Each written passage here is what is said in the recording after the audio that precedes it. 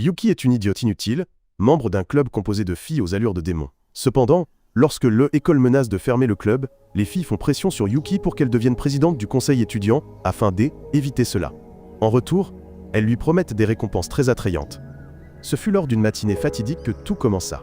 Chisato se réveilla avec une sensation de vivacité et débordant d'énergie pour la nouvelle journée. Elle se prépara, enfila son uniforme tout en chantonnant et en dansant, excitée par la lumière radieuse du petit matin. Avant de sortir, elle passa dans la chambre de Yuki. Mais au lieu de frapper à la porte, elle escalada le balcon et entra directement dans la chambre de Yuki. Elle essaya de surprendre Yuki pour la réveiller, mais Yuki-en n'était pas du tout dérangée car elle était habituée aux farces matinales de Chisato. Frustrée, elle commença à la serrer jusqu'à ce qu'elle réussisse à la traîner hors du lit, la faisant tomber au sol et la réveillant. Chisato insista pour que Yuki se prépare pour l'école, pour ensuite rester figée en réalisant qu'elle ne portait pas de pantalon. Alors qu'elles se rendaient ensemble à l'école, Chisato aperçut Mifuyu de l'autre côté de la rue et l'appela. Elle dit que Chisato et Yuki ressemblaient à un couple inséparable. Yuki rougit pour prouver le contraire. Mifuyu caressa doucement sa joue pour la calmer, ce qui augmenta la délectation de Yuki.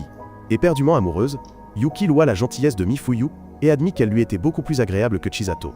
Mifuyu refusa poliment, révélant qu'elle avait déjà un petit ami. Les trois commencèrent soudainement une farce sur le bord de la route. Mais réalisant à quel point elles avaient l'air étranges, elles redevinrent enfin sérieuses et continuèrent leur chemin vers l'école. Chisato gronda Yuki de l'avoir mise dans cette situation. Cependant, Yuki et Mifuyu furent toutes deux heureuses d'avoir passé un bon moment, car cela faisait longtemps qu'elles n'avaient rien fait d'aussi impromptu. Au club gastronomique, Yuki arriva la première et fut surprise de voir Michiru agir comme une sœur cadette, cherchant quelque chose. Elle tenait quelque chose de rose à la main, ce qui fit demander à Chisato, si elle portait quelque chose de rose. Chisato donna un coup de tête à Yuki pour sa question impolie. Peu de temps après, Nomi, Ki et Oboro arrivèrent ensemble. Oboro présenta une nouvelle saveur de son célèbre graissin, ce qui enthousiasma tout le groupe. Soudain, Azuki fit irruption dans la pièce, haletante et pressante.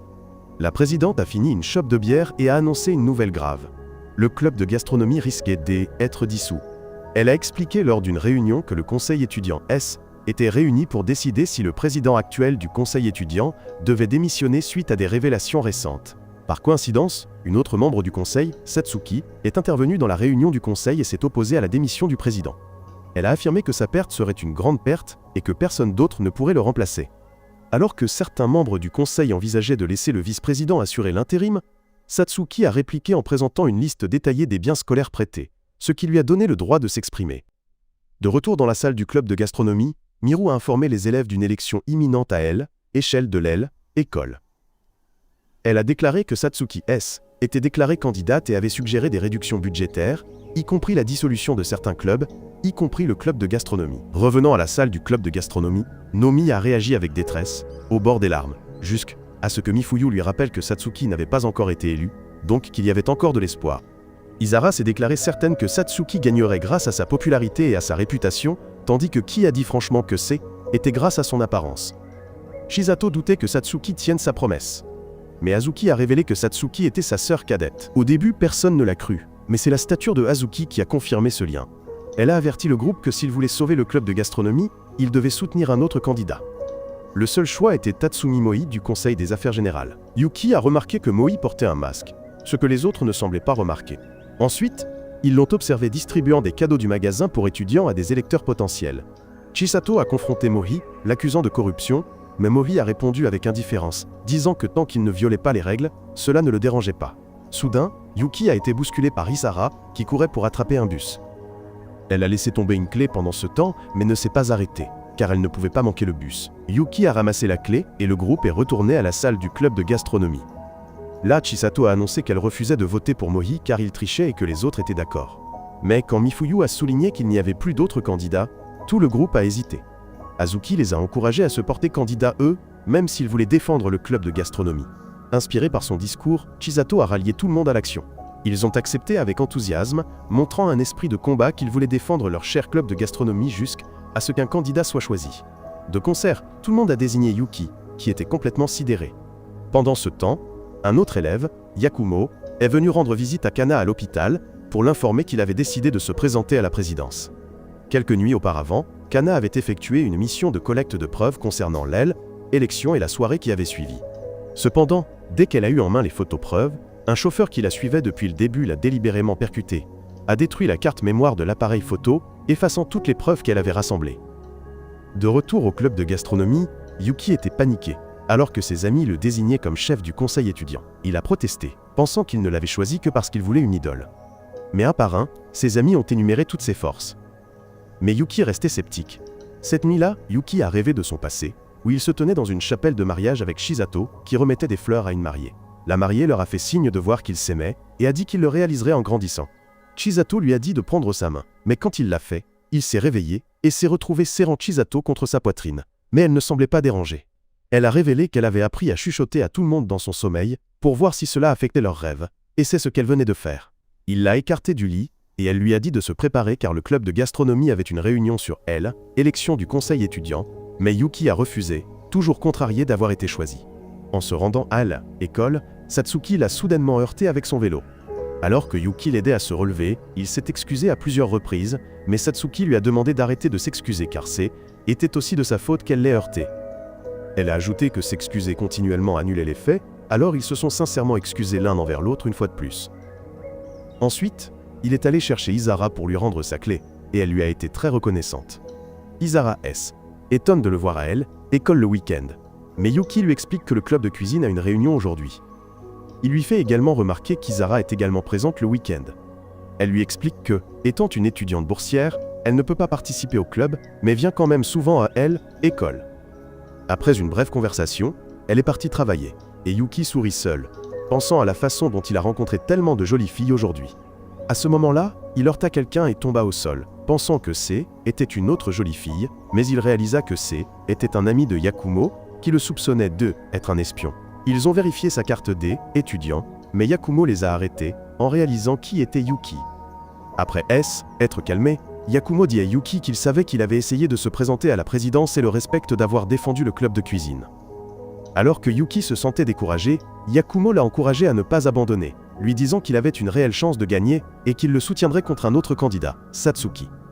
Ensuite, Yuki a acheté une boisson dans un distributeur automatique et a de nouveau heurté Satsuki. Il a vu qu'elle avait du mal avec son vélo et elle a expliqué que la chaîne était tombée, alors il a décidé de l'aider. Il a remarqué qu'elle était une utilisatrice de la chaîne de soutien et qu'elle utilisait son pouvoir pour la nourriture. D'un geste rapide, Yuki a réparé le vélo avec facilité et quand elle a vu ses mains salir, elle lui a donné un mouchoir pour qu'il se nettoie. Et ils ont marché ensemble jusque l'école. Ils ont discuté et Yuki a admis qu'il était dans le club de cuisine et lui a demandé pourquoi elle voulait le dissoudre.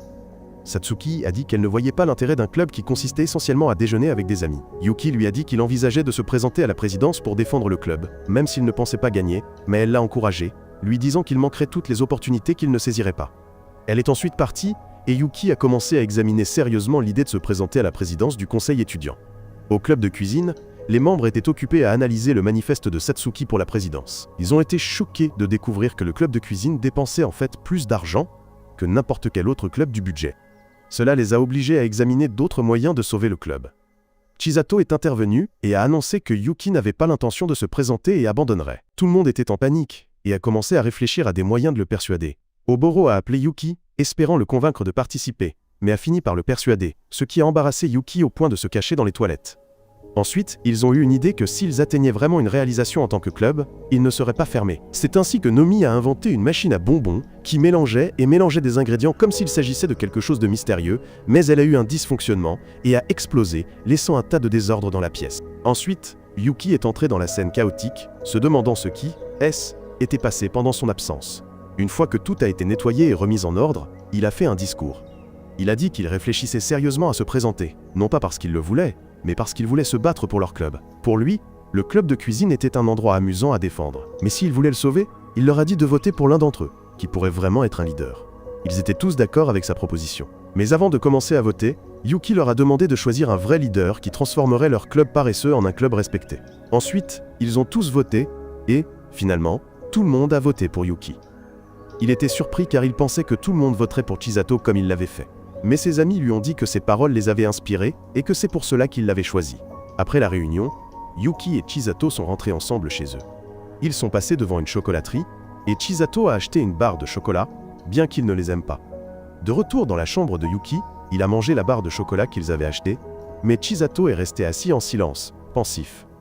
Le lendemain, le club de cuisine a transformé sa salle en quartier général de campagne officiel. Chisato a assumé le rôle de directeur de campagne. Oboro est entré en tant que personne à annoncer, et les autres ont également assumé des rôles pour remporter la victoire lors de l'élection des étudiants. L'atmosphère était pleine d'énergie, non seulement parce qu'ils se battaient pour sauver le club, mais aussi parce qu'ils travaillaient ensemble pour l'améliorer. Ensuite, Yuki est entré et a annoncé calmement qu'il venait de s'inscrire pour se présenter à la présidence du conseil étudiant. Il n'était pas sûr de ce qu'il devait faire ensuite et cherchait des conseils auprès de ses amis, mais ils étaient tout aussi désemparés que lui. À l'intérieur de la salle, Azuki est entrée pour expliquer comment fonctionnait le processus électoral. Elle les a avertis de ne pas devenir des candidats éphémères, c'est-à-dire des candidats qui manquaient de popularité ou d'expérience et qui disparaissaient rapidement. Le groupe a commencé à réfléchir à la façon d'obtenir des voix. Certains ont suggéré d'utiliser de la nourriture pour attirer les gens. D'autres ont suggéré de leur fournir des services de fête, et quelques-uns sont même allés jusqu'à suggérer de dépenser de l'argent. Yuki a refusé obstinément l'idée de distribuer des porte-bonheur, car ils, n'étaient pas prêts à sacrifier la sincérité de leur campagne. Mifuyu a souligné qu'ils avaient besoin de quelqu'un d'expérimenté dans les élections. À cet instant, Yakumo entra dans la salle du club, à la surprise générale, en particulier celle de Nomi, qui expliqua qu'ils étaient dans la même classe depuis la première année, et Yakumo déclara vouloir aider la campagne de Yuki. Au début, tout le monde pensa qu'il plaisantait, et Oboro sauta même devant Yakumo, en déclarant de façon théâtrale qu'il lui appartenait. Pendant ce temps, Azuki, méfiante de l'intérêt soudain de Yakumo, s'interrogea sur ses motivations. Elle savait qu'il ne s'impliquait jamais dans quoi que ce soit sans bénéfice. Yakumo admit que sa raison était d'empêcher son club de sécurité publique de tomber entre les mains de Satsuki. Il ajouta que la popularité de Satsuki avait diminué après avoir révélé sa politique envers les autres clubs qui avaient contesté sa réduction de budget, ce qui donnait à Yuki l'opportunité de gagner leur vote. Cependant, il prévint que les autres partis révéleraient toute leur force après la phase préliminaire pour contrer Satsuki. Par conséquent, si Yuki voulait une chance, ils devraient travailler ensemble. Chisato continua de demander ce que Yakumo gagnait à cet arrangement. Il révéla qu'il avait les stratégies utilisées par les anciens gagnants des élections et qu'il était prêt à les partager s'ils acceptaient de coopérer. Chisato eut l'impression que Yakumo essayait de contrôler Yuki, alors elle suggéra qu'il voulait une marionnette, ce à quoi Yakumo répondit qu'il proposait un contrat à court terme pour prouver sa sincérité et un contrat à plus long terme s'il lui faisait confiance par la suite. Après l'avoir entendu, Chisato accepta. Yakumo fit le tour pour serrer la main de chaque membre du club. Ki et Isara rougirent lorsqu'il les salua individuellement. Azuki le prévint de prendre bien soin de ses élèves, et Chisato lui rappela que son seul objectif était que Yuki gagne. Yakumo commença à entraîner toute l'équipe. Il dit à Yuki de visiter les clubs confrontés à des réductions budgétaires, mais de s'y rendre accompagné d'une fille. Personne ne se porta volontaire, alors Chisato leva la main. Ensuite, Yakumo demanda aux membres de recueillir des signatures, disant que ceux qui montreraient leur soutien par une signature étaient moins susceptibles de les trahir. Ki et Isara refusèrent d'aider, ce qui rendit Yuki mal à l'aise, mais lorsque Yakumo mentionna que était une tâche pour les jolies filles, les deux filles se portèrent volontaires pour aider et recueillir des signatures. Par la suite, Yuki et Chisato comprirent qu'elles auraient également besoin d'un vote de la part d'un autre club pour soutenir leur campagne. Elles approchèrent Miru et Rai, en qui elles avaient confiance, et toutes deux acceptèrent de discuter de la question. Finalement, les deux parties parvinrent à un accord avec une condition que Yuki et Chisato acceptèrent. La campagne commence. Ki et Isara commencent à collecter des signatures et parlent aux élèves du club. Nomi accroche des affiches dans le lycée et Michiru s'occupe des impressions. Pendant ce temps, dans la tour de guet de l'école, Azuki rencontre Satsuki, et Azuki loue le courage de Satsuki d'être venu seul, mais Satsuki n'est pas découragé. Azuki se demande si le moteur de Satsuki est de dissoudre le club de nourriture ou de la blesser, mais Satsuki le nie. Elle affirme qu'elle n'implique pas le club de sa famille dans la politique du conseil étudiant. Satsuki révèle qu'elle se présente à la présidence et a l'intention de surpasser sa sœur aînée Azuki. Azuki dit à Satsuki qu'elle n'a qu'à la licencier pour atteindre son objectif, mais Satsuki n'ira pas aussi loin. Pendant ce temps, Yuki est épuisé après une longue journée d'exercice. Chisato lui demande de lui acheter une boisson gazeuse, car ils sont tous les deux fatigués, et Yuki lui fait remarquer qu'elle devrait mieux le traiter s'il est censé continuer à le traiter comme sa propriété. Alors qu'il achète un café à un distributeur automatique, Satsuki apparaît et lui dit qu'elle sait qu'il est en lice pour la présidence, lui souhaite bonne chance et espère une compétition loyale. Puis elle s'en va, laissant Yuki perplexe. Chisato, qui a été témoin de leur échange, devient jalouse et demande à Yuki quelle est sa relation avec Satsuki. Yuki secoue la tête car il est distrait par un message de Azuki, l'invitant à dîner chez elle. Il se rend au magasin pour acheter des ingrédients, mais oublie quelques articles. Sur le chemin du retour, il remarque que Michiru le suit silencieusement. Avant qu'il ne puisse dire quoi que ce soit, Isara lui fonce dessus, voit les ingrédients et lui demande ce qu'il a l'intention de cuisiner, mais à cause de la conversation avec Isara, il réalise que Michiru a disparu. Ensuite, Yuki arrive chez Azuki et lui prépare un repas.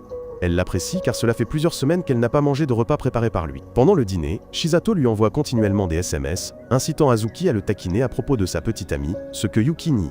Azuki dit qu'ils devraient se fréquenter, elle est enseignante et il est étudiant. Mais quand Yuki se prépare à partir, elle le retient. Après le dîner, alors que Yuki s'apprête à partir, Azuki l'enlace fermement. Il y a une chaleur entre eux, un lien silencieux, qu'ils comprennent tous les deux mais n'expriment pas à voix haute. Pendant ce temps, Michiru est assise seule dans une aire de jeu froide, serrant silencieusement quelque chose de significatif, quelque chose que quelqu'un lui a donné. Cherche son ombre, respecte sa valeur en silence. Yuki traversa le couloir de l'IEL, école, tandis que le stress de l'IEL, élection présidentielle imminente, le submergeait. Pour soulager la tension, il essaya de se concentrer sur autre chose. Par hasard, il heurta l'échelle d'Isara, la faisant tomber et la laissant suspendue. Après l'avoir sauvée, Isara lui sourit et lui dit qu'elle faisait des travaux d'entretien, car elle détestait perdre ses jours de congé. Elle ajouta qu'elle l'encourageait, ce qui fit que Yuki l'apprécia encore plus. Il fut impressionné par sa diligence, surtout en tant qu'étudiant bénéficiant d'une aide financière. Isara expliqua qu'elle était heureuse de faire ce travail, car cela lui permettait d'étudier dans cette école. Et sans aide financière, elle aurait dû travailler pour subvenir aux besoins de ses frères au lieu de poursuivre des études. À ce moment-là, quelques élèves passèrent et murmurèrent des remarques désobligeantes sur le fait qu'elle recevait une aide financière. Yuki faillit leur répondre, mais Isara l'en empêcha. Au lieu de cela, elle lui demanda une faveur étrange et lui demanda si elle avait une mauvaise odeur. Elle lui fit un clin d'œil. Alors Yuki se pencha pour vérifier, et à sa grande surprise, elle sentait très bon. Mais trop gênée pour le dire, il se contenta de la rassurer qu'elle n'avait rien à craindre. De retour au quartier général de la campagne du club alimentaire, toute l'équipe se réunit, choquée par le coût exorbitant de leur campagne. Chisato proposa d'utiliser les fonds du club, mais Azuki avertit que cela serait considéré comme de la fraude et un abus des fonds de l'école. Yakumo proposa une autre idée. Il pourrait participer au festival scolaire et l'événement principal pour collecter des fonds et mobiliser des ressources. Nomi suggéra de vendre les rouleaux de pâtes de Yuki, les décrivant comme moelleux, délicieux et irrésistibles, et tout le monde salivait rien qu'à l'entendre. Yuki commença à calculer les coûts et réalisa que pour atteindre le seuil de rentabilité et faire des bénéfices, il faudrait produire plus de rouleaux de pâtes qu'il ne serait possible, même en se préparant à étudier. Toute l'équipe calcula que même en produisant au maximum, ils n'atteindraient pas leur objectif de collecte de fonds. Ils envisagèrent ensuite d'augmenter les prix, mais ils convinrent que cela ne correspondrait pas au prix habituel des rouleaux de pâtes. Yakumo suggéra d'ajouter des articles promotionnels de campagne pour rendre la transaction plus attrayante. Yuki s'y opposa, disant que ce serait trop coûteux. Mifuyu accepta qu'il devait fournir quelque chose de valeur, même si cela coûtait plus cher. Au milieu de leur débat, Michiru suggéra sans cérémonie de distribuer gratuitement les bâtonnets de gaufres d'Oboro.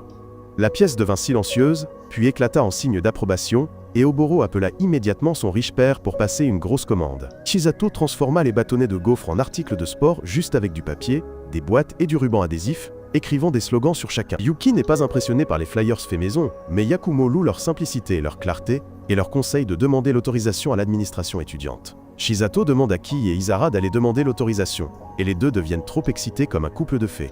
Ensuite, ils rencontrent un autre obstacle. Se rendant compte qu'ils n'ont pas le temps d'imprimer suffisamment de flyers et ont besoin d'autocollants, ce qui leur coûte cher, Azuki suggère d'acheter des autocollants plus petits pour économiser de l'argent. À ce moment-là, Chisato reçoit un appel disant que Ki et Isara ont obtenu l'approbation de leur projet de flyers, et Chisato demande à Azuki de lui prêter de l'argent pour acheter des autocollants.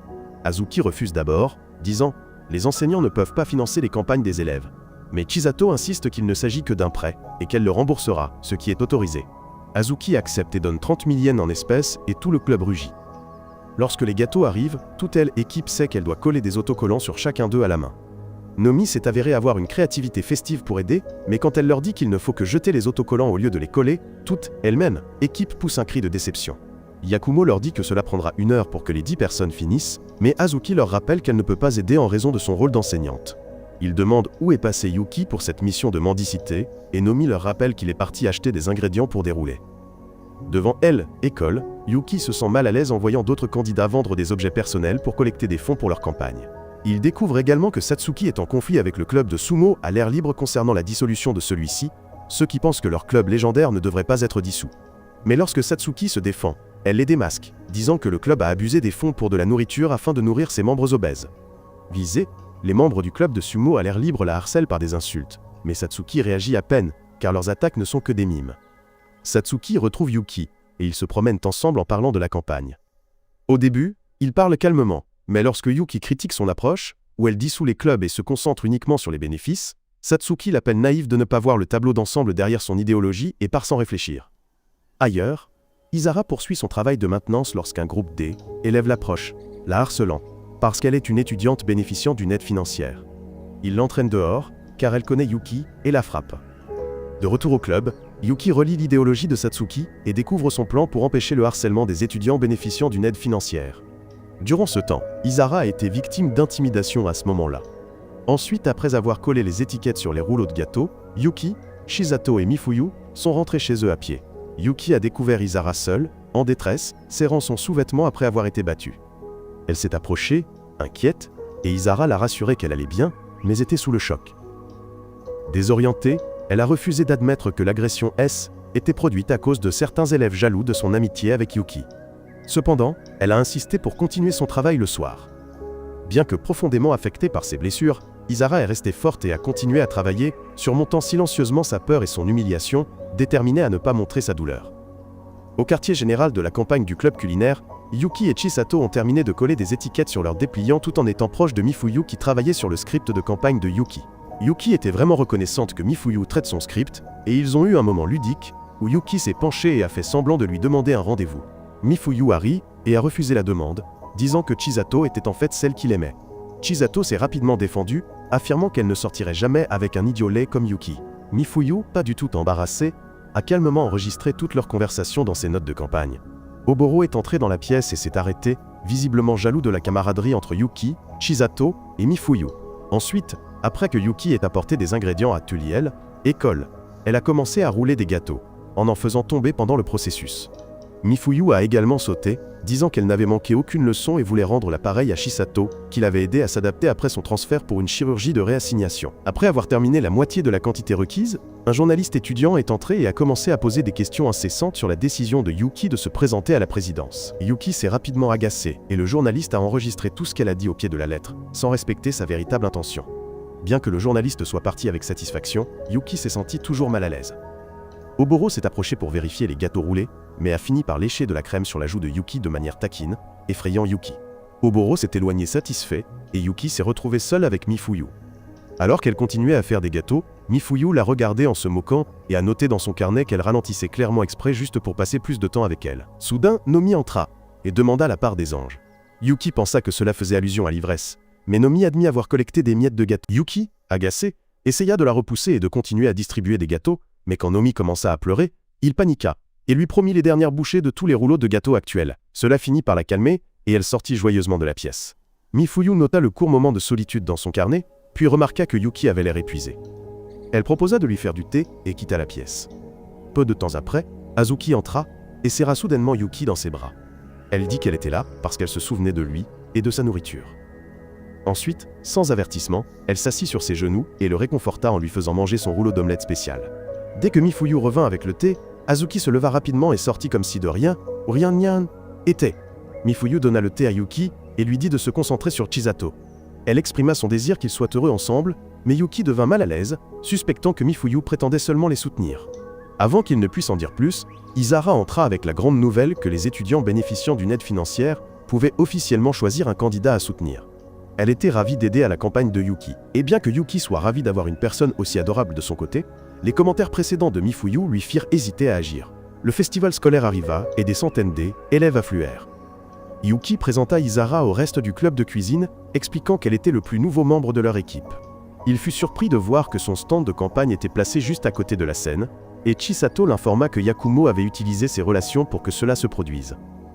Aussitôt, Azuki annonça officiellement le début du festival, et les élèves affluèrent les uns après les autres sur le terrain du festival, la première chose qu'ils remarquèrent étant la domination du stand de campagne de Satsuki dans la vente de marchandises.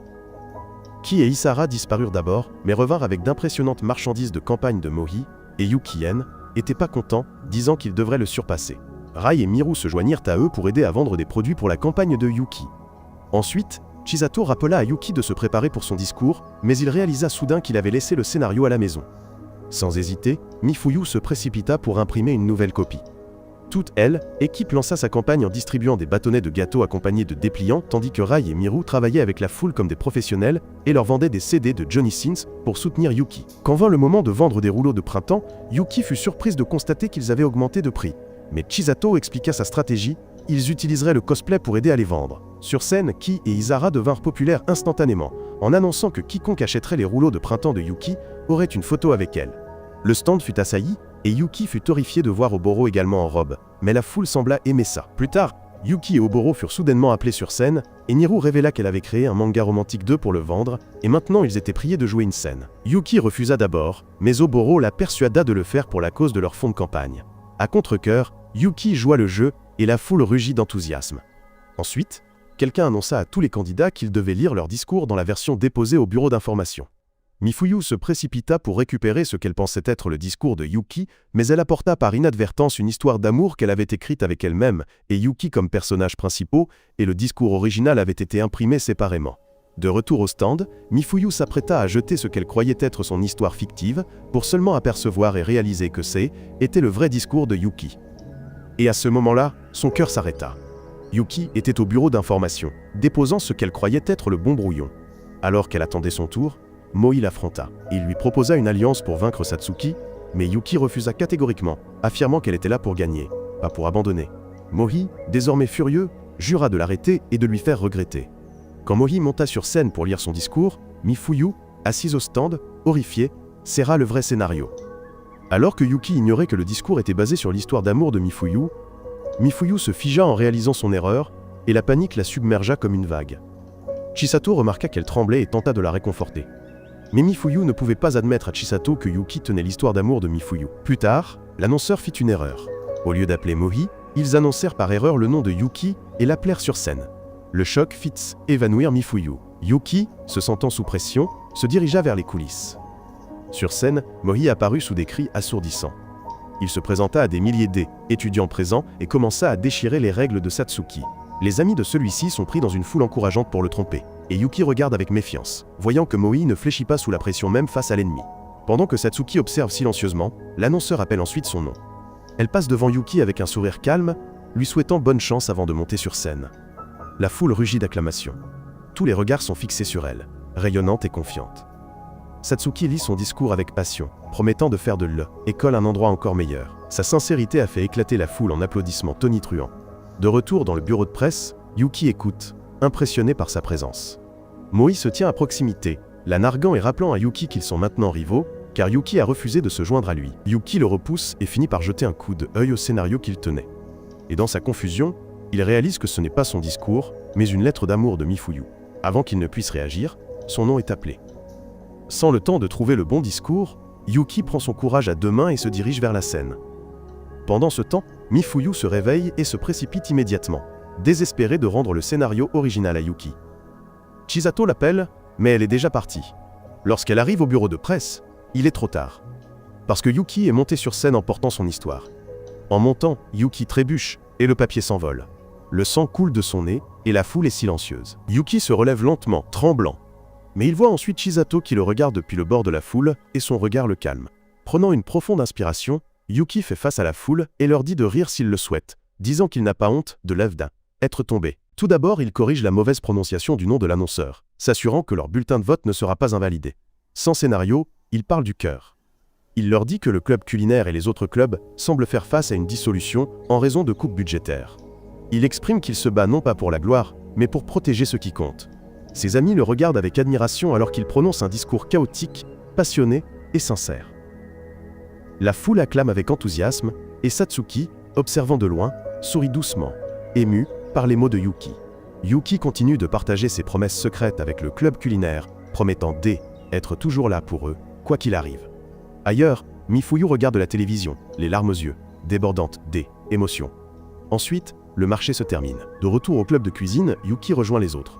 Il admet ne même pas se souvenir de ce qu'il a dit sur scène, mais ses amis le rassurent qu'il a été excellent. Yuki se tourne vers Mifuyu pour parler de son discours, mais elle lui arrache rapidement le script des mains avant qu'il ne puisse en lire plus. À ce moment, un journaliste étudiant entre dans le club de cuisine, portant maintenant un uniforme étudiant. Yuki le fixe avec confusion, car il pensait que le journaliste était une fille. Le club de cuisine se réunit pour voir les résultats du scrutin, et comme prévu, Satsuki et Mohi sont en tête, mais à la surprise générale, Yuki arrive en 3e position. La chaîne d'information de École commence à diffuser en direct, présentant le programme de Yuki. Azuki les prévient de ne pas se réjouir trop vite, car les bulletins sont mis à jour par et les seniors jettent souvent leur bulletin en dernier. La tension monte dans la pièce, alors que les autres candidats réduisent L et quart. Mais ensuite, lors du dépouillement final, le nombre de bulletins de Yuki augmente, et en recevant 10% des voix des étudiants, Yuki franchit officiellement le premier tour. Malgré une victoire serrée, le club de cuisine célèbre la victoire de Yuki, qui est maintenant le premier candidat indépendant à franchir le premier tour. Les émotions débordent alors que tout le monde se réjouit, même Azuki, qui est maintenant d'humeur festive, déclare qu'elle veut faire la fête toute la nuit. Ensuite, Rai et Miru s'avancent et offrent à la campagne de Yuki un cadeau, une partie des bénéfices de leur marché, comme promis à Chisato. Toute elle, équipe les remercie et promet d'utiliser l'argent à bon escient. Ils se rassemblent pour prendre une photo de groupe alors que la caméra de diffusion en direct est allumée et que des milliers d'étudiants regardent dans toute école. Pendant ce temps, dans le bureau du président du conseil étudiant, Yakumo reçoit des mises à jour sur le vote. Les amis de Yakumo lui signalent la montée de Yuki, et Yakumo sourit calmement et leur dit de garder un œil sur Yuki au cas où il y aurait une opposition accrue envers lui maintenant.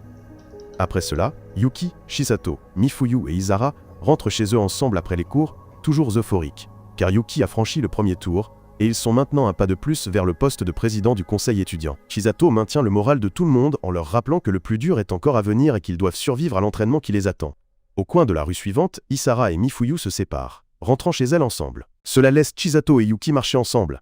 Chisato se souvient soudain qu'ils doivent passer par le dépanneur et qu'ils ont besoin d'acheter du soda pour Daiki. Quand elles rentrèrent, elles décollèrent des photos de Cola et la posèrent devant un petit mémorial pour Daiki, le frère bien-aimé de Chisato, décédé. Chisato était silencieuse et Yuki la réconforta doucement, lui disant que Daiki serait fière de tout ce qu'elle faisait. Le lendemain, au camp d'entraînement, le club de nourriture se réunit dans leur local pour se préparer.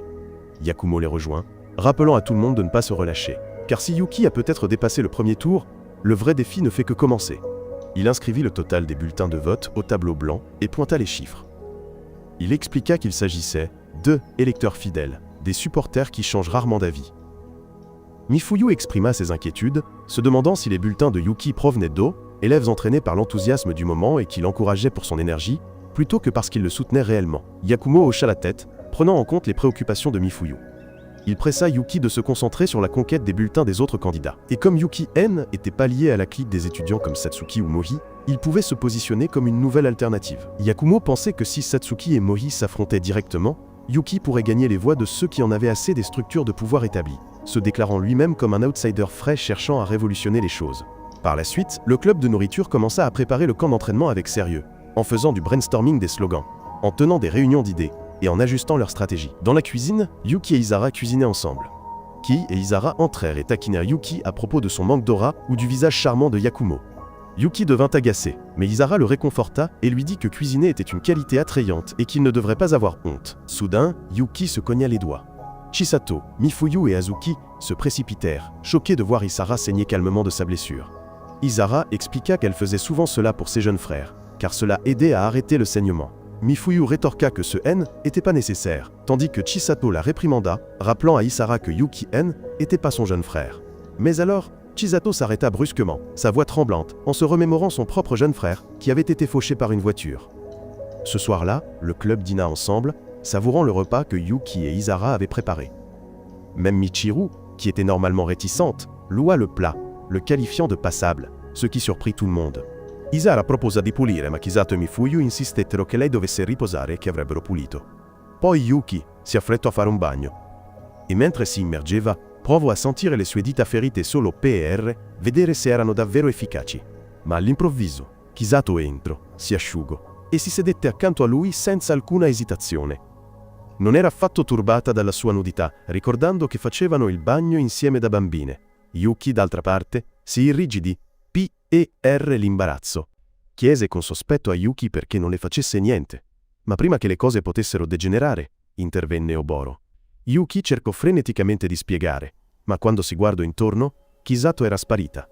Quella notte, Yuki passò davanti a un parco tranquillo e scoprì Satsuki che litigava con Azuki. Azuki si rifiutò di far visita alla loro madre, insistendo che Satsuki dovesse andare con il resto della famiglia, e la loro lite terminò bruscamente quando notarono Yuki nelle vicinanze. Si scusò PR aver origliato, ma Satsuki trasformò tutto in uno scherzo PR, allentare la tensione. Azuki notò la loro intimità e sganciò una bomba, dicendo a Satsuki di non avvicinarsi a lui, affermando che LO aveva baciato in precedenza.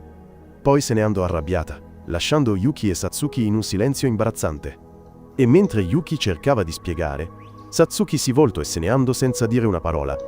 Tornato, Yuki si preparò a dormire accanto a Oboro, che era circondato da un mucchio di sveglie sconvolte, poiché non riusciva a svegliarsi da solo e dipendeva da Yuki. Mentre si sdraiavano, Oboro si lamentò della mancanza del suo cuscino preferito, e Yuki GLI diede il suo, ma Oboro LO abbraccio. Oboro LO strinse forte, dicendo che non poteva sfuggire alla sua presa, ma Yuki LO distrasse con un pugno e riuscì a liberarsi. Quando Oboro finalmente LO lasciò andare, Yuki vagò alla ricerca di un nuovo posto dove dormire. Trovò Azuki, che beveva da sola sotto le stelle. Lei GLI chiese improvvisamente un bacio, e quando Yuki resistette, Azuki GLI chiese di portarla in camera sua. Mentre passava con lei tra le braccia, una ragazza LO vide e gridò terrorizzata. Si scatenò il caos, poiché le ragazze seguirono Yuki, perché aveva fatto irruzione nel dormitorio femminile. Corse disperatamente, fino a un vicolo chi, solo per essere salvato da Satsuki. Lei respinse la folla arrabbiata, dicendo che le altre stavano solo cercando di dormire e nascose Yuki nella sua lussuosa stanza. Gli permise di spiegare, e Yuki insistette che Azuki era ubriaca e che lui stava solo tenendola. Satsuki s'excuse pour le comportement de sa sœur, mais remet en question leur relation inappropriée entre un enseignant et son élève. Elle demande ensuite à Yuki s'il a vraiment embrassé Azuki. Et pendant que le garçon hésite, Yuki admet que cela s'est produit, et qu'Azuki l'a surpris en état d'ivresse. Satsuki se sent soulagée par la franchise, mais elle accule le garçon contre le mur, le poussant à être plus clair. Yuki assure fermement à Satsuki qu'il ne l'aime pas. Satisfaite, Satsuki sourit doucement et lui dit de rester, car sortir dehors serait trop dangereux. Avec la patrouille toujours en activité, elle lui demande de répondre en passant du temps avec elle, et elle déboutonne sa veste avant de lui demander de l'aider. Il s'avère qu'elle voulait jouer à un jeu de société, mais la tension entre eux fait que cela ressemble à quelque chose de plus. La compétition est féroce, mais tous deux en profitent clairement. Un match suit un autre, et ils ne peuvent pas s'arrêter. Satsuki jette ensuite un coup d'œil dans le couloir, et voit que plusieurs filles cherchent toujours Yuki. Elle sourit et dit au garçon qu'il a 3 options, soit se dénoncer, soit venir vivre avec elle pour toujours, soit continuer à jouer au jeu de société jusqu'à ce que les choses se calment. Yuki choisit la 3e option, mais admet que s'il ne peut pas, il pourrait choisir la 2e. Satsuki le taquine, se demandant quelle serait la réaction d'Azuki face à ce choix. Yuki affirme résolument que leur baiser était un accident, et qu'il n'y avait rien de romantique entre lui et Azuki. Satsuki se rapproche, puis se confie à Yuki sur le fait qu'Azuki a quitté la maison ce soir-là, et qu'elle a essayé de demander à leurs parents ce qui était passé, mais ils ne lui ont pas donné de réponse. Elle ajoute que lorsqu'elle a affronté Azuki directement, elle a rencontré le silence, et ni sa mère ni Azuki ne lui ont donné d'explication. Voyant maintenant qu'Azuki est plus ouverte avec lui qu'avec quiconque dans la famille, Satsuki ne peut s'empêcher de se demander pourquoi. Yuki lui dit doucement qu'Azuki n'a jamais rien mentionné de sa famille à lui non plus. Quelques heures plus tard, Satsuki aide Yuki à sortir du vestiaire. Elle le remercie doucement pour le temps qu'ils ont passé ensemble, mais avant qu'il ne puisse partir, elle le retient et lui demande s'il considérerait cela comme un accident si elle l'embrassait aussi violemment qu'Azuki l'a fait. Elle s'approche, se penchant, mais juste avant que quoi que ce soit ne se produise, Azuki entre par hasard, après être allé chercher une boisson à un distributeur automatique. Elle les surprend au milieu, sourit largement, et tente de l'embrasser elle-même. Ensuite, elle éclate de rire et s'en va, laissant les deux confus, mais ils ne le savent pas, Michiru les observe de loin. Le lendemain, dans la salle du club de gastronomie, tout le monde se concentre sur le suspect qui aurait dû être pris dans la signature de la femme. Nomi, toujours concentrée sur les soins de la peau, a déclaré qu'elle avait dormi et n'avait rien entendu. Shizato interroge Azuki à propos de sa relation avec le suspect. Ki et Isara supposent que l'une des filles a pu introduire le suspect, ce qui a fait transpirer Yuki à cause des problèmes techniques. Azuki l'a inclus. Ce soir-là, Nomi a organisé un événement de test de courage. Shizato a dit à Yuki que leur campagne se déroulait bien et qu'ils pouvaient se détendre un peu. Ils ont fait équipe et alors qu'ils traversaient un parcours d'obstacles, un cri soudain a retenti à proximité. Yuki était tendu, craignant que Hazuki ou Isara n'aient eu des ennuis, ce qui a suscité la jalousie de Chisato. Ils ont rencontré un fantôme déguisé en yokai japonais, mais Yuki a critiqué le costume, disant qu'il était complètement faux. Chisato a couru sous le fantôme et a crié à Yuki de la sauver de Men, être piégée comme une petite sœur.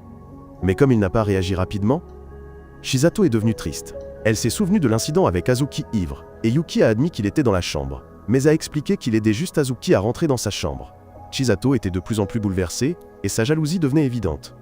Il a essayé de la rassurer, lui promettant de ne jamais l'abandonner, et qu'il serait toujours à ses côtés, mais il s'est arrêté avant de dire que était de l'amour, et son refus l'a laissé sous le choc. Quand Isara et Azuki sont arrivés, espérant parler, Chisato est parti, et Yuki l'a suivi.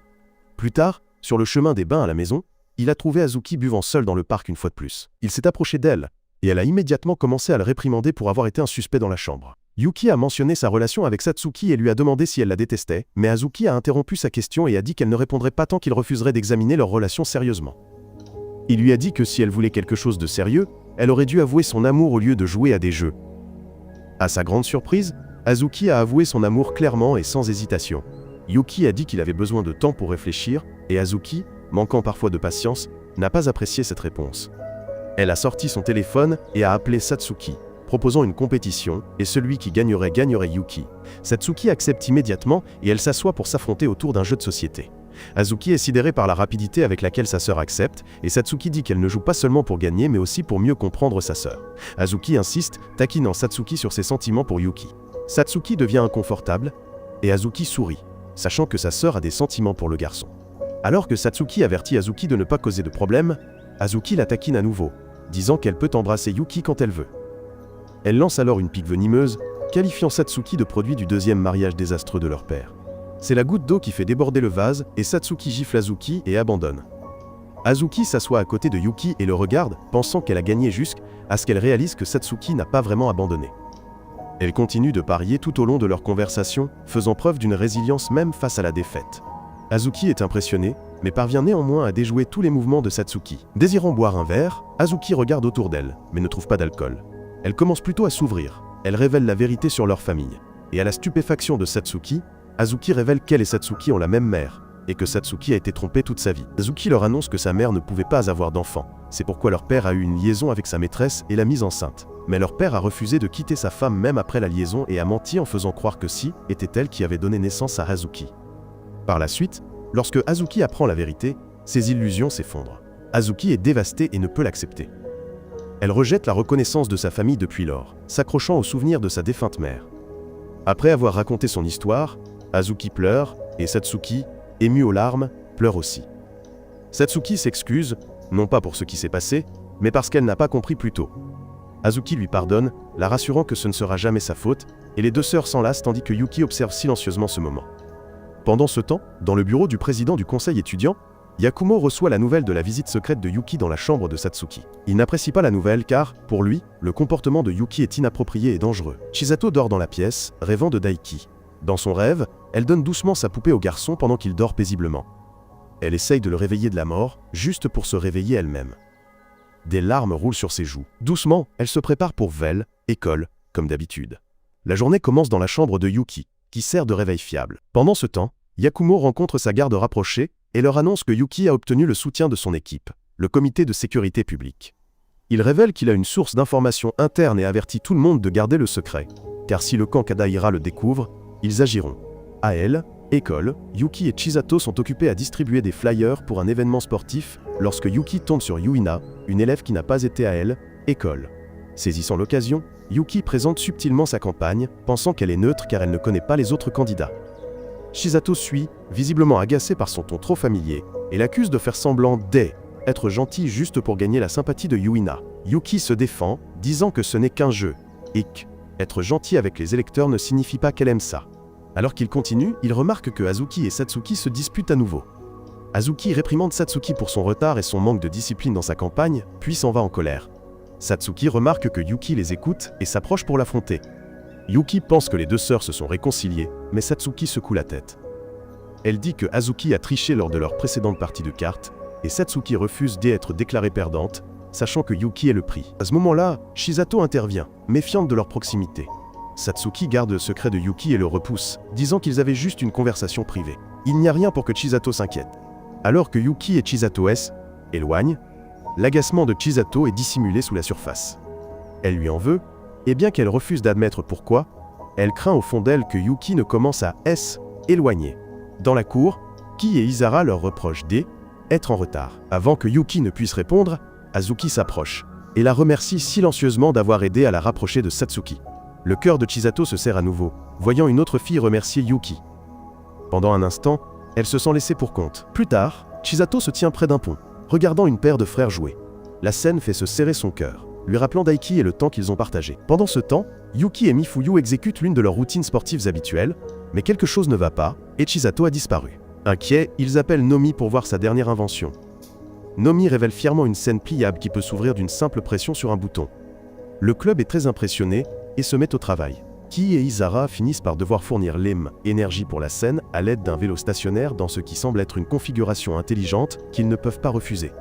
Yuki monte sur scène et prononce son discours de motivation pendant que les autres distribuent des prospectus.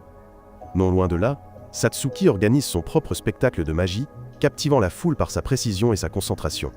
De retour au club alimentaire de Yuki, Isara se débat pour distribuer des prospectus. Les filles qui l'avaient harcelée reviennent, se moquant ouvertement d'elle, parce qu'elle est une étudiante nécessiteuse bénéficiant d'une aide financière. Elles déclarent qu'elles ne voteront jamais pour quelqu'un qui soutient les gens comme elle. Yuki le remarque et se précipite pour leur faire face, les repoussant à nouveau, mais Chisato intervient rapidement. Elle lui rappelle qu'ils sont toujours devant un public, et qu'il ne peut pas perdre son sang-froid maintenant. À ce moment-là, un groupe d'associés de Yakumo arrive et demande aux harceleurs leur papier d'identité. Ils déclarent qu'ils n'ont rien fait de mal, mais ils assurent aux filles qu'ils ont tout vu. Ils citent des violations des règles de l'école et escortent les filles, étouffant une dispute avant qu'elle ne dégénère. Isara, toujours tremblante, dit doucement à Yuki, Chisato et Azuki qu'elle a l'habitude d'être harcelée. Mais ce qui la terrifie vraiment, c'est le comité de sécurité publique. Elle révèle que l'un de ses amis a disparu après avoir été emmené par eux et n'est jamais retourné à l'école. Azuki relie immédiatement les points, comprenant qu'Isara est liée à la fille impliquée dans l'affaire Usawa. Plus tard, dans la salle du club alimentaire, un journaliste fait un résumé pour Touch, équipe de l'affaire Usawa, dans laquelle une étudiante nécessiteuse comme Isara a été harcelée, et Yuina Usawa, l'ancienne commissaire à la sécurité publique, a publiquement nommé un suspect sans aucune preuve. Cette action a provoqué un tollé, et Yuina a été sanctionnée. Pendant ce temps, Yakumo reprend son rôle de président du conseil étudiant pour calmer la situation. Cependant, le harcèlement initial n'a jamais été résolu. Ému par l'injustice, Yuki surprend tout le monde. Il annonce qu'il ajoute une nouvelle politique à son programme, et qu'il s'agit de mettre fin à la discrimination à l'encontre des étudiants nécessiteux qui travaillent dur. Pendant ce temps, Yakumo rencontre son équipe dans une salle de conférence, et Yuina revient après sa mise à dieu, épreuve. Il lui souhaite la bienvenue, notant sa longue absence, et Yuina déclare qu'elle a l'impression d'avoir été libérée de prison, et demande immédiatement les mises à jour. Yakumo l'informe que le vice-président a géré ses responsabilités pendant son absence et a tout gardé en ordre. Yuina semble maintenant à l'aise car elle s'est connectée avec le clan Kadaira et demande avec désinvolture à Yakumo ce qu'elle pense de la candidature de Yuki, révélant qu'elle restaure la fonction de trésorière de sécurité publique. Quelques heures plus tard, elle examine le dossier de campagne de Yuki et est très impressionnée, mais demande ensuite à Yakumo s'ils envisagent de faire de Yuki leur présidente par intérim. Yakumo la déçoit, annonçant qu'il ne soutient Yuki que pour aider le club de nourriture à gagner. Elle réfléchit un instant à l'élimination de la camarade, mais commence plutôt à chercher une autre candidate pour prendre le contrôle, sachant que Yuki refuse d'être contrôlée. Ailleurs, Yuki et Chisato visitent divers clubs pour obtenir leur soutien. Dans le couloir, Chisato finit par faire face à la camarade. Elle demande si l'ajout de nouvelles politiques est vraiment une question de justice, et dit que soutenir les étudiants ayant une aide financière signifie qu'ils soutiendront le manque de personnel. Et elle pense qu'ils devraient se concentrer sur l'obtention du vote de la majorité, avant de penser à se soucier des autres. Mais Yuki n'est pas d'accord, et pense qu'ils doivent se dresser contre l'injustice et aider ceux qui sont harcelés comme Isara. Elle accuse la camarade de le faire uniquement pour impressionner Isara et Azuki. Et elle admet avoir l'impression que Yuki change. Éloignant de plus en plus d'elle, Yuki s'arrête et la regarde dans les yeux. Il lui promet qu'il n'ira nulle part, et que du fond du cœur, il veut rester à ses côtés. Ce soir-là, la nouvelle se répand que Yuki mène actuellement le taux de soutien. Yuki, Chisato et Mifuyu rentrent chez elle ensemble comme d'habitude. Chisato est silencieuse, toujours aux prises avec la jalousie, surtout parce que la plupart des gens qui soutiennent Yuki sont des filles. Soudain, une voiture fonce vers elle, et elle, évite de justesse. À ce moment-là, elle voit Michiru, assise non loin de là, avec son harmonica, jouant calmement une mélodie. Yuki la lui emprunte, joue une note, et par là partage indirectement un baiser fugace avec elle. Mais Michiru ne s'en soucie pas si c'est Yuki, et qu'elle ne ressentirait pas cela avec quelqu'un d'autre. Chisato suit Yuki en chemin, en colère, de la façon dont le camarade traite ses moments. Mais avant que qui que ce soit ne puisse réagir, Yuki est heurté par un camion. Le temps ralentit, et dans ce moment, le monde de Chisato s'effondre alors que des souvenirs douloureux de Daiki remontent, remplissant son cœur de peur et de chagrin. Quand Yuki était jeune, Chisato lui a toujours donné une moitié de son cookie. Et à chaque fois, elle divisait son cookie, lui en donnait la moitié, et gardait l'autre moitié, car il lui rappelait son jeune frère. Yuki semble maintenant à l'aise car elle s'est connectée avec le clan Kadaira et demande avec désinvolture à Yakumo ce qu'elle pense de la candidature de Yuki, révélant qu'elle restaure la fonction de trésorière de sécurité publique. Quelques heures plus tard, elle examine le dossier de campagne de Yuki et est très impressionnée, mais demande ensuite à Yakumo s'ils envisagent de faire de Yuki leur présidente par intérim. Mais un jour, Yuki a refusé un cornet de glace, et Chisato a éclaté en sanglots, submergé par le souvenir de son frère, qui avait demandé une glace juste avant d'eux, être victime d'un accident mortel. Yuki la réconforta doucement, Et même quand ils étaient jeunes, il lui avait promis qu'il ne la quitterait jamais, car il connaissait sa perte et voulait être la seule personne en qui elle pourrait toujours avoir confiance. Des années plus tard, après que Yuki ait été heurté par un camion, il a été transporté à l'hôpital. Chisato, Michiru et Mifuyu attendaient anxieusement dans le couloir. Chisato pleurait de manière incontrôlable, craignant de perdre quelqu'un d'autre, et Mifuyu essayait de la calmer, mais Chisato ne cessait de trembler. Soudain, Yuki est apparu devant elle, complètement indemne, à l'exception de quelques blessures mineures. Il sourit doucement et dit qu'il était juste venu vérifier sa santé. Chisato s'est immédiatement jetée dans ses bras, le serrant fort, et elle a refusé de le lâcher. Alors qu'elle s'est éloignée, Yuki a remarqué Yakumo passer devant l'hôpital avec un bouquet de fleurs, et il a demandé à Yakumo pour qui il venait. Plus tard, Satsuki a entendu parler de l'incident et s'est précipitée dans la salle du club de cuisine, exigeant des réponses. Mais quand elle a appris que Yuki allait bien, elle s'est effondrée dans les bras d'Azuki, se sentant soulagée. Elle a rapidement retrouvé son calme et a agi comme si elle ne s'en souciait pas. Mais quand Yuki lui-même est apparu, tout le monde l'a regardé avec inquiétude. Après les cours, Yuki est rentrée à la maison avec Chisato et elle s'accrochait toujours à sa main, refusant de lâcher. Même quand elles sont arrivées chez lui, elle n'a pas lâché sa main. Et il a doucement essayé de la renvoyer dans sa chambre, mais elle a secoué la tête. Elle l'a suivi à l'intérieur, toujours agrippée. Yuki a commencé à se changer, mais Chisato a refusé de lâcher sa main. Il est entré dans la salle de bain, espérant qu'une douche chaude pourrait la calmer, mais même à ce moment-là, elle n'a pas lâché sa main. Frustré, Yuki a frappé le miroir, le brisant. Le son du verre brisé a rompu le moment, et il s'est tourné vers elle, disant qu'il savait qu'elle avait peur que la même blessure ne se reproduise. Mais Chisato, les larmes aux yeux, lui a supplié de tenir sa promesse de ne jamais la quitter. Yuki l'a assuré qu'il était toujours là, mais elle lui a crié dessus, le traitant de menteur. Cela a poussé Yuki à bout. Il lui a crié dessus, puis, sans réfléchir, il l'a giflé. La pièce est devenue silencieuse, et Chisato l'a regardée, choquée. Puis, elle s'est retournée et a sorti un cornet de glace de sa poche. Elle lui a supplié de le manger, et lui a dit qu'il était bon. Mais Yuki se mit en colère et dit qu'elle ne le voyait pas tel qu'il était, mais seulement comme un substitut pour son frère. Il lui dit que leur relation était vide, qu'elle s'accrochait à une ombre, et non à lui. Il repoussa la barre de chocolat qu'elle lui tendait, la pria de la manger pour son frère, et de ne pas le considérer comme un substitut. Mais lorsque Chisato mordit dans la barre de chocolat, son corps réagit violemment, et elle vomit dans la cuvette. La colère de Yuki s'estompa instantanément, et malgré tout, il la serra dans ses bras et tenta de la réconforter. Plusieurs jours passèrent. Yuki continua sa campagne seul, sans Chisato à ses côtés. Il prononça des discours, accorda des interviews et distribua des tracts sans elle. Pendant ce temps, Chisato était enfermé dans sa chambre. Un après-midi, il retourna à la cafétéria et trouva Michiru qui l'attendait. Elle s'agenouilla soudainement devant lui, le regarda droit dans les yeux et lui dit qu'il avait l'air triste. Yuki admit que était à cause de Chisato. Il lui tendit l'harmonica qu'elle lui avait prêté, maintenant réparé, et sur lequel était gravé le nom de Kana. Michiru sourit doucement, reconnaissante, puis lui parla de Kana, une amie d'enfance qu'elle recherchait depuis son arrivée à Dell, école, mais qu'elle n'avait toujours pas trouvée.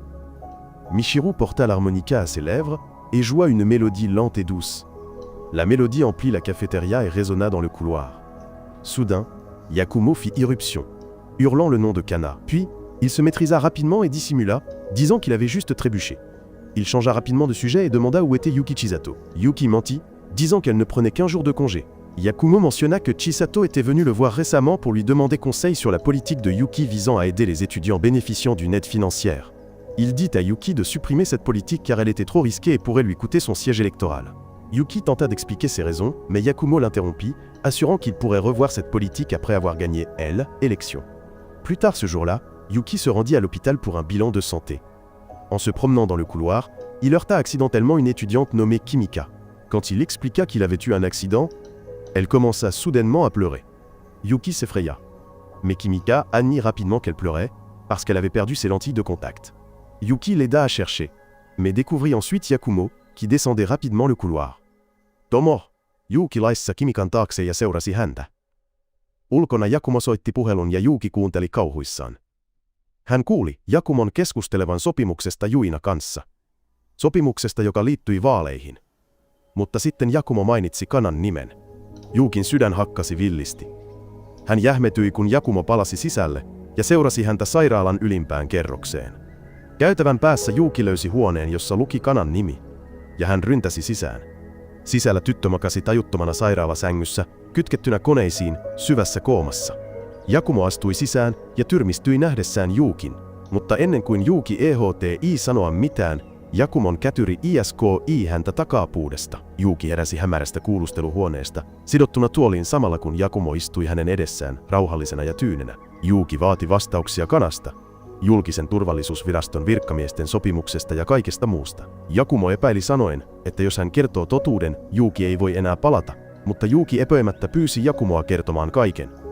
Yakumo paljasti totuuden, että hän ei ollut enää julkisen turvallisuusviraston virkamies ja että Yuina oli ottanut hallinnan takaisin.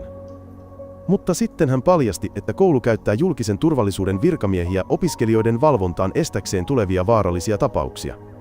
Hän paljasti, että Kana oli uskottu hänelle. Mutta Yukin kauhuksi hän paljasti myös, että Michiru oli uskottu Yukille. Silloin Yuki tajusi, että joka kerta kun Michiru toimi kuin lukittu pikkusisko, Michiru oli asentanut mikrofoneja klubihuoneeseen ja hän keräsi tai asensi valvontalaitteita. Toisaalla Mifuju vieraili Chisaton luona. Hän näki tytön käpertyneenä pimeään nurkkaan, tunne oli jäätynyt. Kun Mifuju yritti puhua ruokaklubista vaalien aikana, Chisato katkaisi hänet kylmästi sanoen, että hän ei enää välittänyt. Mifuju tiesi paremmin, ja Chisaton ystävänä hän aisti, että jotain syvempää oli tekeillä. Hän kehotti Chisatoa vaihtamaan vaatteita ja sopimaan Yukin kanssa. Mutta kun hän avasi vaatekaapin, laatikkopeli putosi ulos. Mifuju oli hiljaa ja sitten varovasti, mutta päättäväisesti hän kohtasi Chisaton sanoen tytölle, että se ei ollut reilua häntä tai Yukia kohtaan, jos hän jatkoi hänen käyttämistään sijaisena veljelleen. Chisato suuttui. Hän heitti syytöksen takaisin Mifujulle sanoen, että hän välitti vain, koska hän rakasti Yukia. La femme a ajouté que la seule raison pour laquelle Mifuju lui plaisait était qu'elle était sa seule amie après la chirurgie. Mifuju se tenait debout, blessée profondément. Mais au lieu de se retirer, elle s'avança et serra Chisato dans ses bras, pleurant. Elle supplia Chisato d'arrêter et de ne pas se fermer à tout le monde dans sa vie. Chisato s'est finalement effondrée. Elle a avoué que ce qui la hantait était qu'elle ne s'était jamais pardonné d'avoir refusé son frère de l'argent avant que l'accident ne se produise, et elle pensait que si elle le lui avait donné, tout aurait pu être réparé. Mifuju s'est doucement penchée en arrière et a remplacé une tenue ouverte par une tenue plus confiante, disant à Chisato de vivre pour quelqu'un qui était mort et de commencer à vivre pour quelqu'un qui était encore en vie.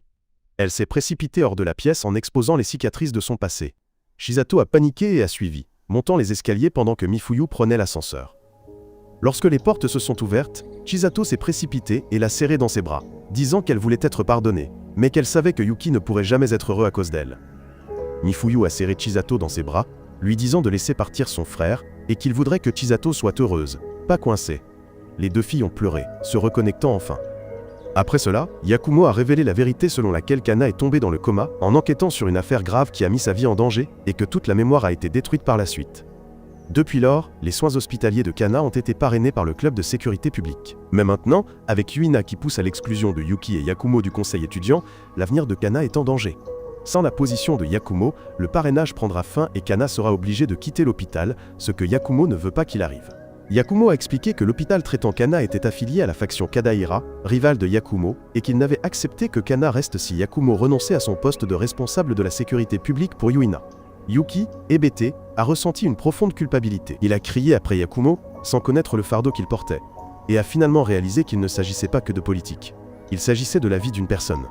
Après cela, Yakumo a de nouveau stupéfié Yuki, et a dit qu'il connaissait la mort du frère de Chisato.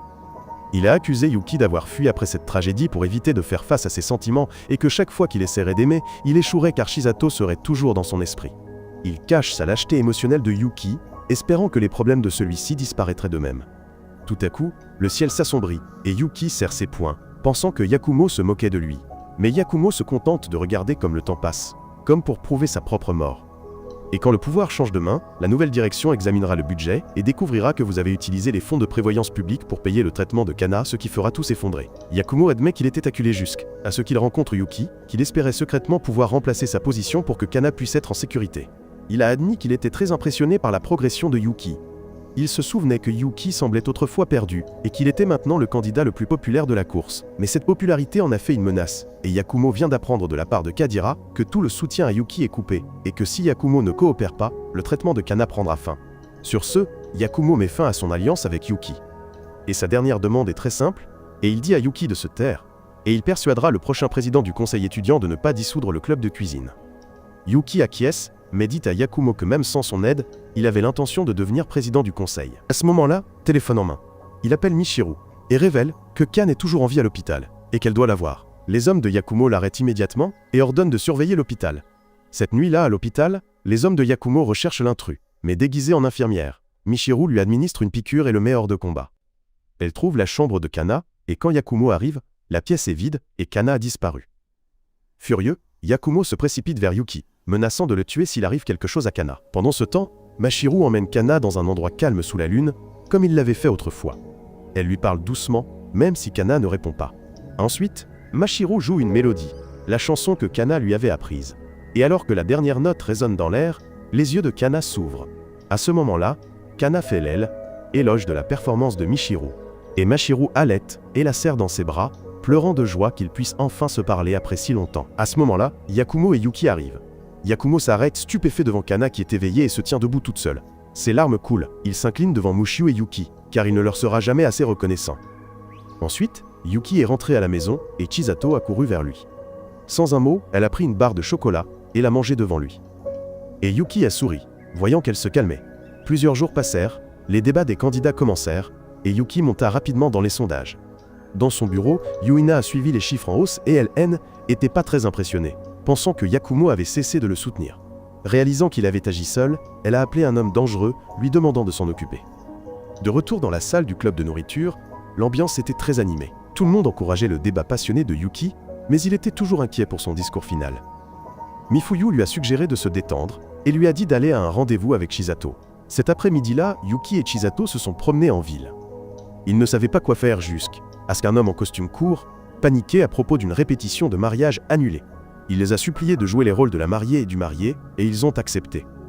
Lors de la fausse cérémonie, ils se sont presque embrassés, mais l'homme a interrompu. Une petite fille tenant des fleurs a donné un bouquet à Chisato, et ce geste a ravivé un vieux souvenir en elle. Yuki s'est souvenu d'un mariage de leur enfance, et Chisato s'en est également souvenu. Ce fut la première fois qu'ils ressentirent quelque chose qui ressemblait à de l'amour, même s'ils ne le comprenaient pas à l'époque. Après le dîner, ils se sont promenés jusqu'à un pont paisible sous les étoiles, où Chisato s'est arrêtée et s'est tournée vers lui. Elle l'a soudainement embrassé, et Yuki a hésité avant de rendre le baiser tant attendu. Mais avant qu'ils ne puissent se toucher, ils ont tous deux été électrocutés et sont tombés au sol, lorsque Chisato a été enlevé par des hommes masqués envoyés par Yuina. Le lendemain matin, Yuki s'est réveillé sur le pont, au même endroit où lui et Chisato ont échangé leur premier baiser, et son téléphone a sonné. Quand il a répondu, une voix déformée à l'autre bout du fil a donné des instructions froides, et ils l'ont prévenu que s'il n'obéissait pas, il ne serait pas responsable de ce qui arriverait à Chisato. La panique l'a envahi.